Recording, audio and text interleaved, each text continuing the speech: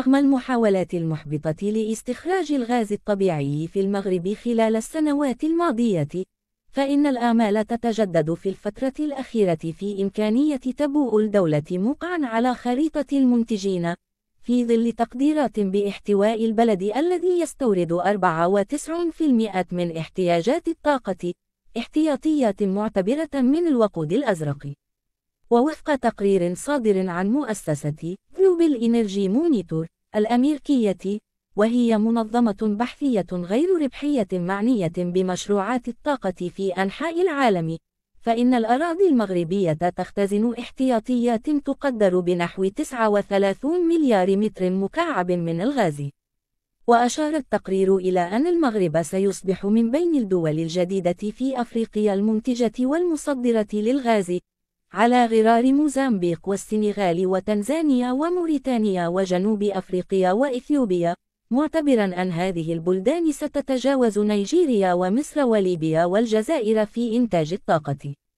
وكان غراهام ليون الرئيس التنفيذي لشركة ساوند إنرجي البريطانية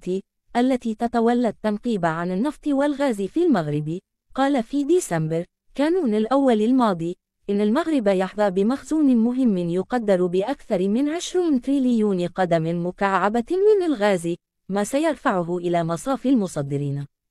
ويعمل المغرب على استكشافات بمنطقة لكسوس في العرائش الواقعة شمال غربي المملكة، والتي وصف المكتب الوطني للهيدروكربونات والمعادن حكومي الاكتشافات فيها بالمشجعة، مشيرا إلى أن من المخطط أن يوجه الغاز المستخرج من المنطقة في العام المقبل لتشغيل محطات الكهرباء في مناطق القنيطرة شمال العاصمة الرباط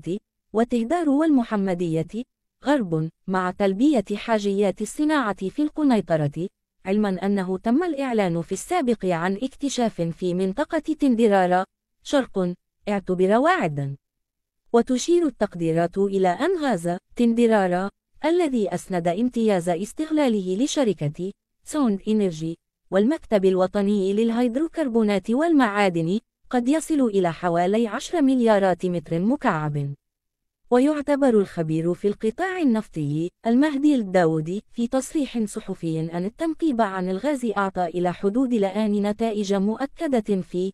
تندرارا والمنطقة البحرية بالعرائش، حيث تصل التقديرات إلى حوالي 20 مليار متر مكعب، ما يمثل حوالي 15 عاما من استهلاك الغاز في محطتي كهرباء تهدارت جنوب مدينة طنجة شمالي المملكة بني مطاهر شرق، واللتين تعملان بالغاز المستورد. ويضيف الداودي أن عمليات التنقيب جارية في مناطق أخرى، حيث يجري الحديث عن مكامن صغيرة لا تتيح توقعات كبيرة إلى حدود الآن. لكن يونس عمار الخبير في قطاع الطاقة يرى أنه جرت العادة في البلدان غير المنتجة للنفط أو الغاز أن تتولى التنقيب في البداية شركات صغيرة أو متوسطة، حيث يعقب الكشف عن كميات مهمة بعد ذلك عقود شركات عالمية كبيرة. وكان المغرب لجأ إلى شراء الغاز من السوق الدولية بعد قرار الجزائر التوقف عن ضخ الغاز نحو إسبانيا عبر المغرب بواسطة الأنبوب المغاربي الأوروبي، حيث يؤتى بالغاز عبر ناقلات الغاز الطبيعي المسال التي ترسو في إسبانيا، التي تتوفر على وحدات لتحويله من صورته السائلة إلى الغازية من جديد قبل إيصاله إلى المغرب عبر أنبوب الغاز المغاربي الأوروبي. وكانت وزيرة الانتقال الطاقي والتنمية المستدامة المغربية ليلى بن علي كشفت مؤخرا أن الاستثمار في التنقيب عن الغاز والنفط في المغرب وصل في 20 عاما الماضية إلى حوالي 3 مليارات دولار.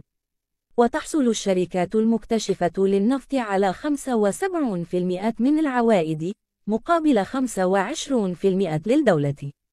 وتعفى تلك الشركات من الضرائب لمدة 10 أعوام، بالإضافة إلى الإعفاء من الضريبة على القيمة المضافة والرسوم الجمركية على المعدات المستعملة في التنقيب.